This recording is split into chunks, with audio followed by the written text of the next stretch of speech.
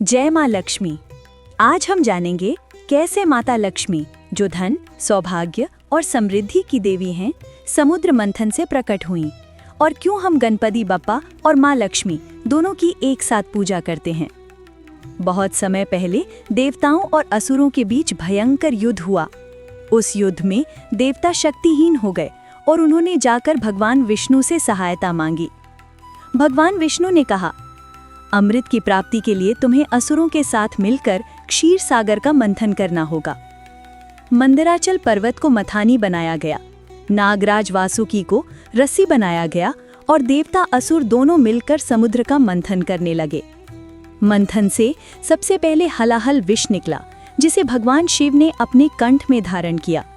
फिर एक एक करके अनेक अद्भुत वस्तुएं निकलीं। कामधेनु गाय, ऐरावत हाथी, चंद्रमा, कौस्तुभ मणि और अनेक रत्न। तभी समुद्र की गहराइयों से एक दिव्य तेज प्रकट हुआ। उस तेज से प्रकट हुई माता लक्ष्मी। उनके हाथों में कमल का फूल था, मुखमंडल पर असीम शांति और तेज। चारों ओर सुगंध, प्रकाश और आनंद फैल गया। देवता और ऋषि झुक गए, स्वर्गलोक में घंटियों की गूंज होने लगी और सभी ने एक स्वर में कहा, जय माँ लक्ष्मी। जब माता लक्ष्मी ने चारों ओर दृष्टि डाली तो उन्होंने देखा भगवान विष्णु ही सबसे तेजस्वी, सबसे करुणामय हैं। उन्होंने भगवान विष्णु को अपने पति के रूप में वर्ण किया। उसी क्षण से माता लक्ष्मी बनी भगवान विष्णु की अर्धांगिनी और धन, सौभाग्य और समृद्धि की अधिष्ठात्री देवी। इस प्रकार माता लक्ष्मी को कहा गया क्षीर सागर तनया, अर्थात समुद्र देव की पुत्री। आज भी जब हम लक्ष्मी जी की पूजा करते हैं तो ये याद रखते हैं कि वे समृद्धि के साथ साथ शुद्धता, प्रेम और संतुलन की प्रतीक हैं। दोस्तों, आपने देखा होगा हर पूजा में, हर शुभ कार्य में हम गणपति बप्पा और माँ लक्ष्मी दोनों की एक साथ पूजा करते हैं।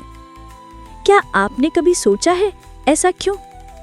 आइए जानते हैं इसका गहरा अर्थ।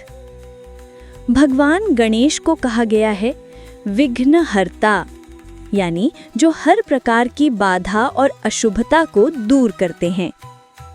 किसी भी पूजा या कार्य की शुरुआत में सबसे पहले गणपति जी की आराधना की जाती है, ताकि वो कार्य बिना किसी रुकावट के सफल हो जाए। जब हम माँ लक्ष्मी का पूजन करते हैं, जो धन और समृद्धि की देवी हैं, तो गणपति जी का आशीर्वाद बहुत आवश्यक होता है, क्योंकि जहाँ विघ्न होते हैं वहाँ लक्ष्मी स्थायी रूप से नहीं टिकती। माँ लक्ष्मी केवल धन नहीं, बल्कि सौभाग्य, सुख और समृद्धि का प्रतीक है। लेकिन धन तभी शुभ होता है जब उसके साथ बुद्धि और विवेक भी हो, और गणेश जी बुद्धि के देवता हैं।